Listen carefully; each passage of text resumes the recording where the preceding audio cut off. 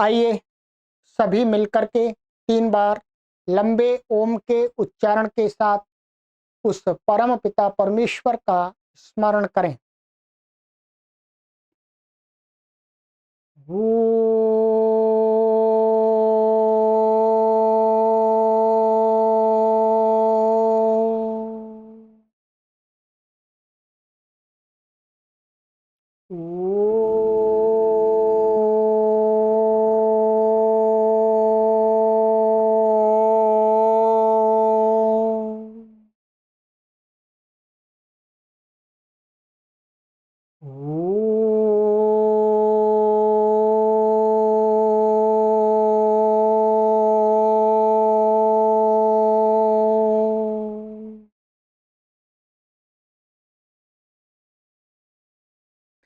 सभी को सादर नमस्ते। सनातन वैदिक धर्म यूट्यूब चैनल में आप सभी का हार्दिक अभिनंदन। मित्रों, महर्षि पतंजलि द्वारा प्रणीत योग दर्शन के स्वाध्याय की श्रृंखला में आज हम कक्षा 53 को पढ़ने जा रहे हैं, 53 को।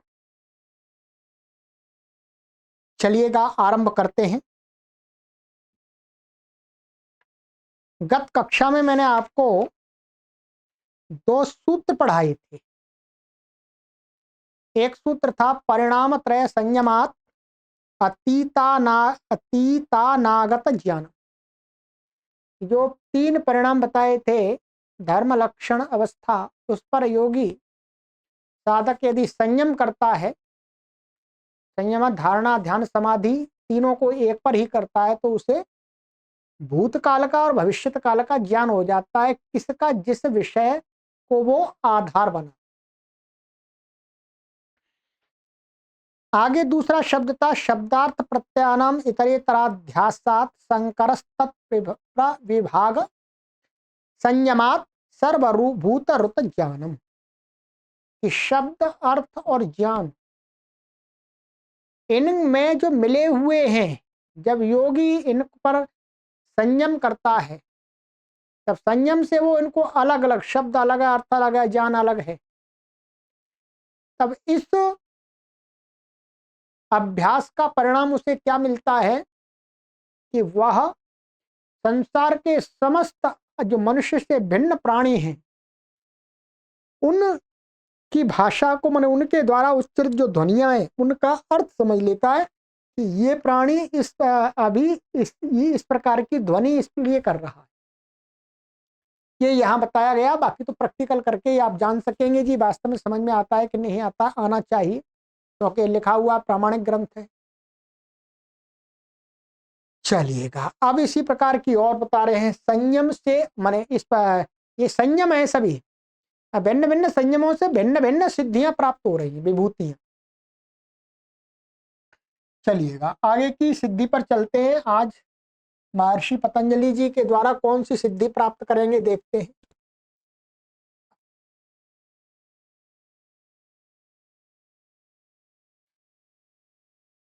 सूत्र संख्या है 18।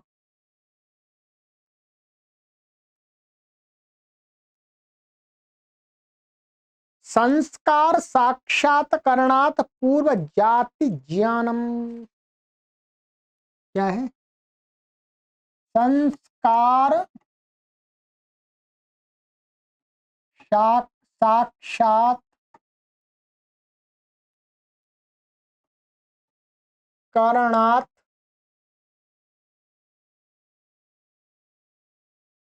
पूर्व जाति ज्ञानम। ठीक है, बहुत अच्छी अच्छी सिद्धियां आएगी। ये आपको पैसे से नहीं मिल सकती। आप धनवान है, 1 करोड़ दे दो, 1 अरब दे दो, ऐसे नहीं मिलेगी। स्वयं परिश्रम करना पड़ेगा। कहते हैं संस्कार साक्षात्करणात्। जब योगी अपने ही चित्त में स्थित जो संस्कार हैं, क्या संस्कार हैं, अपने ही चित्त में विद्यमान जो संस्कार है उन पर जब वो संयम के द्वारा उनका साक्षात्कार करता है, धारणा ध्यान समाधि के द्वारा उनका साक्षात्कार कि मेरे चित्त में ये संस्कार है।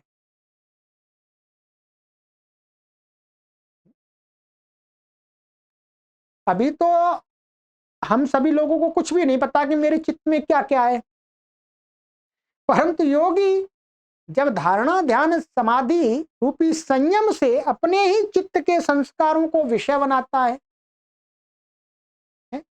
संस्कारों को देखता है, इस चित्त में क्या क्या भरा पड़ा है। ये चित्त भी एक तरह से क्या है, जो आजकल मेमोरी कार्ड चले हुए हैं छोटे छोटे से, उसमें न जाने कितना मट कंटेंट आ जाता है। एक छोटे से मेमोरी कार्ड के अंदर विशाल भंडार जो पुस्तकों का है उसकी वो सारी एक माने एक पुस्तकालय जिसमें लाखों संख्या में पुस्तकें, वो सारी पुस्तकों का ज्ञान उसमें आ सकता है। ये तो मोटा उदाहरण, इससे भी ये जो चित्त है वो तो और सूक्ष्म विषय है, उसमें न जाने कितने संस्कार भरे पड़े, हमें और आपको नहीं पता। तो जब योगी कहते हैं कि अपने ही चित्त में विद्यमान संस्कारों पर धारणा करता है, ध्यान करता है, समाधि करता है, तो उसको अपने संस्कारों का साक्षात्कार होता है। साक्षात्कार क्या होता है? अच्छा, मेरे अंदर ये संस्कार है, अर्थात पिछले जन्म में मैं कुत्ता था, तो कुत्ता योनि में मैंने ये कार्य किए थे, उसके ये संस्कार बने हुए हैं। उससे पिछली योनि में और भी कोई प्राणी था, उसमें ये बने हुए हैं। इन जब संस्कारों का साक्षात्कार करता है तो उसको मालूम होता, अरे भाई ये तो बहुत बड़ा झंझट है। तो कहते हैं पूर्व जाति ज्ञानम, तो उस योगी को क्या सिद्धि प्राप्त होती है? उसे अपने पिछले जन्मों के पूर्व जाति ज्ञानम माने अपने जो किन किन योनियों में उसका जन्म हुआ है पीछे, उनका ज्ञान हो जाता है। भाई हमें तो मतलब पता नहीं हम पिछले जन्म में कौन सी योनि में थे, आपको भी शायद नहीं पता होगा। कुछ एक आध विरले लोग देखे जाते हैं जिनको ध्यान रहता है, परंतु बाद में वो भी भूल जाते हैं। परंतु मोस्टली क्या होता है, सभी लोगों को किस प्रकार, सभी को पिछले जन्म की याद नहीं होती, पिछले जन्म में हम क्या थे। आपको हो तो कमेंट करके बता दीजिएगा जी, हमें तो बिल्कुल भी नहीं है कि हम थे क्या। तो ये कहते, पर योगी जब साधना करता है अपने संस्कारों को, तो अपने उन संस्कारों को देखता है ना, क्योंकि हमारे पिछले जन्मों में जिस जिस योनियों में गए हैं, या जाति का अर्थ ये नहीं है आपकी जाति, क्या है जाति? जाति शब्द का अर्थ है योनि।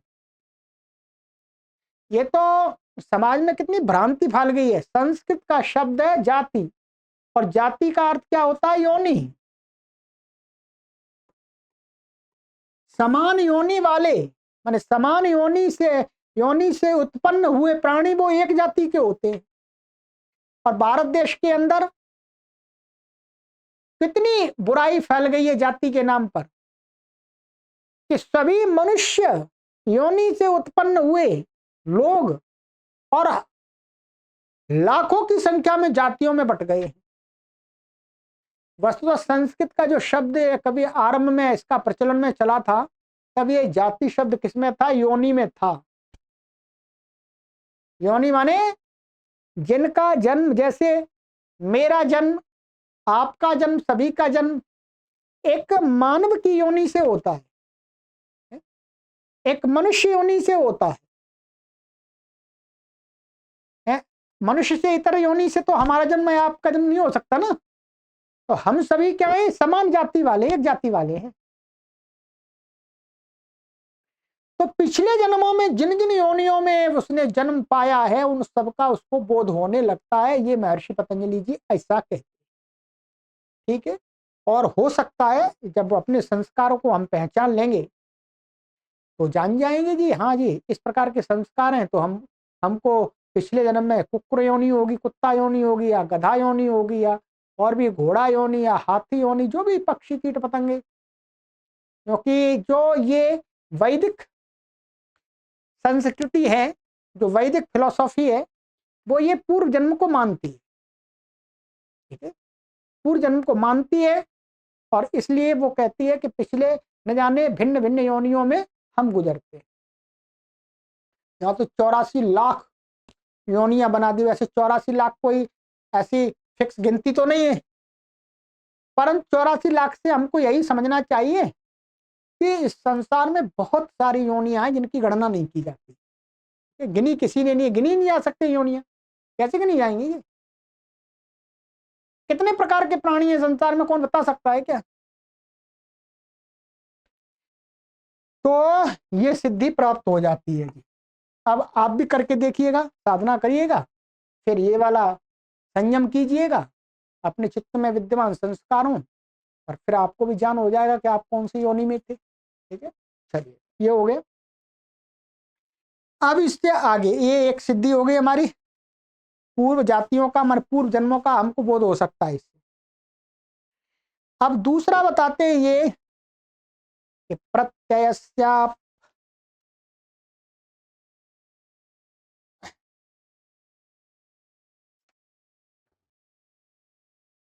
प्रत्ययस्य परचित्त ज्ञानम, सूत्र लिखिएगा।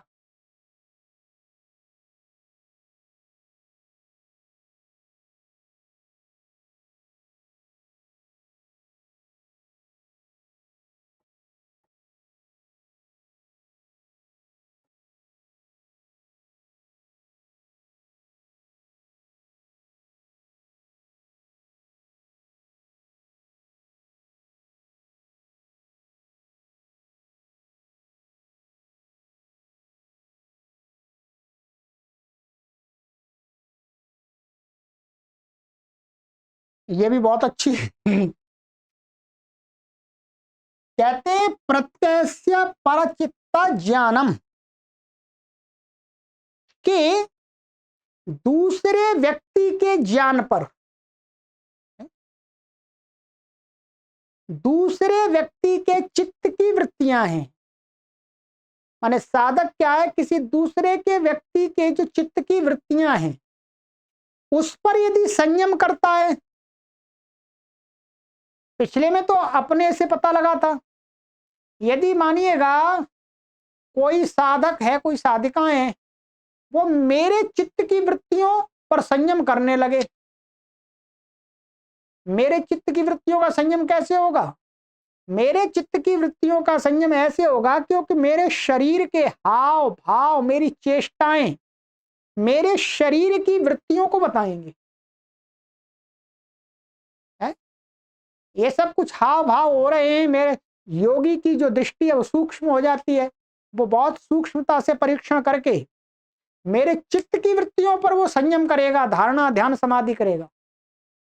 तो कहते हैं तब योगी को जिसके चित्त पर वो धारणा ध्यान समाधि करेगा तो उसके दूसरे के चित्त में क्या क्या संस्कार हैं, ध्यान रखें, दूसरे के चित्त में क्या क्या संस्कार है उनका भी पर चित्त ज्ञानम, दूसरे के चित्त का भी ज्ञान हो जाता है।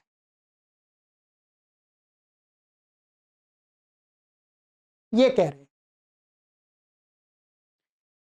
ऐसा देखा गया है, कई दृष्टांत भी मिलते हैं पूर्व काल के कि दूसरे लोग मतलब ऐसा कहते हैं दूसरे के शरीर में प्रवेश करके उसको जान लिया, वो शायद यही प्रक्रिया हुआ करती होगी कि योगी दूसरे के मन की बात भी जान जाते हैं।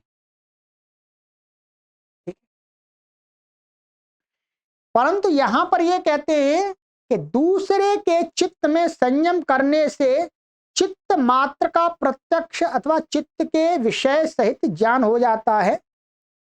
ये एक शंका भी होगी, अभी बताते इसमें। दूसरे के चित्त की वृत्तियों में संयम करने से दूसरे के चित्त का ज्ञान हो जाता है, इन्होंने ये कहा है पर चित्त ज्ञानम, दूसरे के चित्त का ज्ञान हो जाता है कि उसके अंदर क्या क्या संस्कार। अब यहां पर एक प्रश्न उठ सकता है, ये तो इसकी सिद्धि हो गई दूसरे चित्त पर जब धारणा ध्यान समाधि करेगा तो योगी। अब कहते हैं कि कोई यहां पर ऐसे कहे कि यदि कोई योगी दूसरे के चित्त को जान लेता है तो जो दूसरा व्यक्ति है वो क्या करेगा आगे चल के, अथवा अभी क्या कर रहा है, ये भी जान सकता है क्या?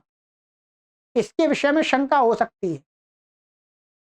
इसके लिए आगे का सूत्र दे रहे हैं, ध्यान रखेंगे। ये दोनों सूत्र अभी एकदम स्पष्ट हो जाएगा। दूसरा सूत्र है न च तत्सालंबनम तस्या विषयी भूतत्वात्। आइए 20वां सूत्र।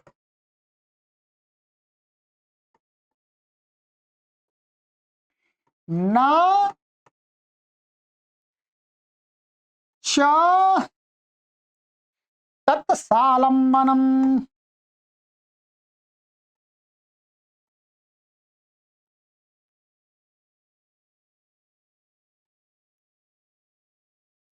तस्या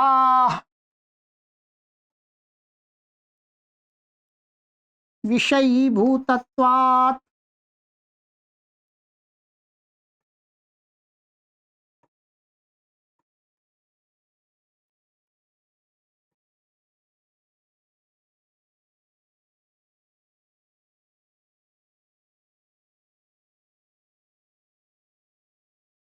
तो ये जो सूत्र है ये उस शंका के निवारण के लिए।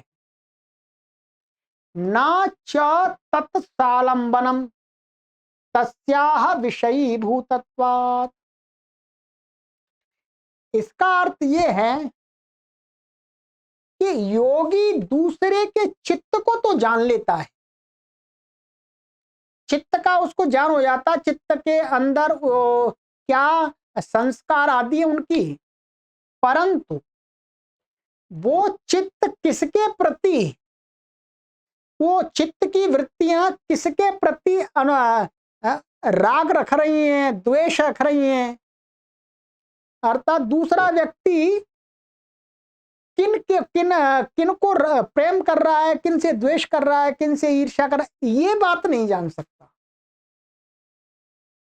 ये शंका हो सकती थी कि कोई व्यक्ति दूसरे के चित्त पर संयम करके उसको जान सकता है, तो ये भी जान ले, क्या ये भी जान सकता है कि वो व्यक्ति किससे द्वेष कर रहा है, किससे प्रेम कर रहा है?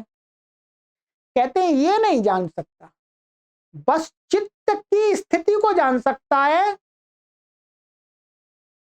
अब वो चित्त किधर आकर्षित है, राग द्वेष ईर्ष्या आदि जो हैं, क्या माने किसके प्रति वो चित्त आकर्षित है, राग से युक्त है, किसके प्रति अनुरक्त है, माने और किसके प्रति वो घृणित भाव से है, ये नहीं जान सकता। क्यों? क्योंकि ये कहते हैं जो चित्त का आलम्बन का विषय होता है, जो माने चित्त जो संयम कर रहा है वो चित्त को जानने के लिए कर रहा है, चित्त किधर आकर्षित है इसके लिए नहीं कर रहा, उसका आलम्बन का विषय वो नहीं है। जो ऊपर वाले सूत्र में दिया था, जो संयम कर रहा है योगी दूसरे के चित्त पर कर रहा है, अब वो चित्त किन विषयों के प्रति आकर्षित है, किन विषयों के प्रति अलग होना की वो है इसकी प्रवृत्ति, ये नहीं जान सकता। क्यों? उसके लिए उसे फिर उसके आगे जिनके प्रति वो आकर्षित है, जिनके प्रति वो राग युक्त है, राग रहित है, उस पर उसको संयम करना पड़ेगा। ये थोड़ा प्रैक्टिकली बात है। इन दोनों सूत्रों से यही हमको समझ लेना है कि महर्षि पतंजलि जी ये कहना चाह रहे हैं कि योगी दूसरे के चित्त पर संयम करके उसके चित्त को जान सकता है, परंतु चित्त वर्तमान वो क्या कर रहा है या क्या करेगा, चित्त के अंदर किसके प्रति वो व्यक्ति जिसका चित्त है वो प्रेम करेगा, ईर्ष्या करेगा, घृणा करेगा, ये नहीं जान सकता। क्यों? उसके लिए उसे फिर उन संस्कारों पर, माने उसके अंदर जो संस्कार हैं, वृत्तियां हैं, उन पर उसको क्या करना पड़ेगा? संयम करना पड़ेगा। अभी तो चित्त पर संयम करके उसने चित्त की वृत्तियों को जाना। अब चित्त की वृत्तियों पर जब संयम करेगा तब वो क्या जान पाएगा? वो वृत्तियां किसके प्रति लगाव रख रही हैं, किससे दूर आदि, माने किधर वो झुक रहे हैं। तो इसलिए योगी जब दूसरे के चित्त पर संयम करता है तो उसे दूसरे के चित्त की वृत्तियों के विषय में ज्ञात होता है। अब वो वृत्तियां क्या करेंगी, वो वृत्तियां किधर झुकेंगी, इस बारे में ज्ञान नहीं होता। इसका सीधा सा मोटा सा उदाहरण हम ये समझे कि कोई भी योगी है, वो किसी व्यक्ति के चित्त पर संयम करता है तो वो चित्त की स्थिति को जानता है। वो व्यक्ति मन में क्या सोच रहा है, क्या करने वाला है, ये नहीं जान सकता। ये यहां पर इस सूत्र से ये बताया। योगी ये नहीं बता सकता कि ये व्यक्ति उससे घृणा कर रहा है, घृणा करता है या उससे द्वेष करता। उसके लिए उसको क्या करना पड़ेगा? बता तो देगा, परंतु उसके लिए उसे फिर चित्त की वृत्तियों पर संयम करना पड़ेगा। फिर वो भी बता देगा कि ये वृत्तियां, माने ये क्या सोच रहा है, क्या कर रहा है। परंतु ऊपर वाले से तो केवल उसके चित्त की वृत्तियों का ही ज्ञान होगा। चित्त की वृत्तियां क्या कर रही हैं, चित्त की वृत्तियां किधर झुक रही हैं, किधर दूर हो रही हैं, ये बात पता नहीं लगेगी। इसके लिए उसे एक और संयम करना पड़ेगा, ये बताना चाहिए। ठीक है, तो ये हो गया। आइएगा, अब एक और सिद्धि है। वैसे तो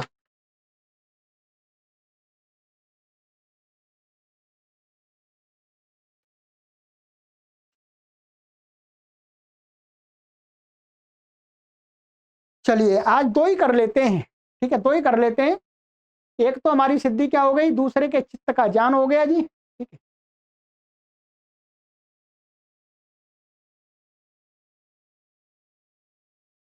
और एक ये हो गया, पहले मन पूर्व जन्म में किन किन योनियों में उसका जन्म हुआ है, ये भी जान ले। ठीक है, चलिए तो आगे वाले दो दो लेने पड़ेंगे तो वो बड़ी कक्षा हो जाए, और मुझे टाइटल देने में भी कठिनाई होगी, क्योंकि उस टाइटल में भी एकदम फिक्स उतने अक्षर आते हैं, अधिक नहीं आ सकते। चलिएगा, आगे की कक्षा मिलते हैं। अपने मित्रों को भी शेयर करते रहिएगा। सभी को सादर नमस्ते। ओम।